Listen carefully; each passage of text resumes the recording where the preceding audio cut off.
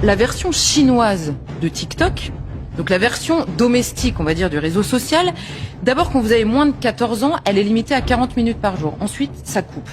Par ailleurs, le réseau est inaccessible entre 22h et 6h du matin.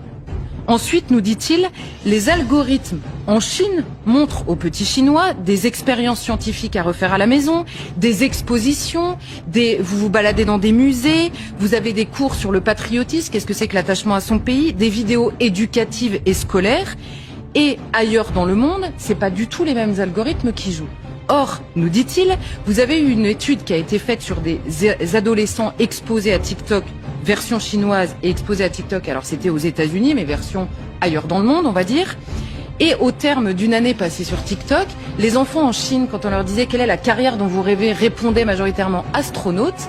Et aux États-Unis, ils répondaient quoi? Influenceurs sur les réseaux sociaux. Et donc cet homme nous dit, imaginez les deux sociétés que vous préparez avec ces différents algorithmes qui jouent sur la mentalité des enfants. Et quand la question avait été posée à un officier chinois de dire pourquoi est-ce que vous limitez en Chine l'accès pour les mineurs à ce réseau social, il avait tout simplement répondu, ouvrez les guillemets, ces enfants sont l'avenir de la nation. Comprenez qu'il avait parfaitement conscience de l'influence de ces réseaux sur les enfants.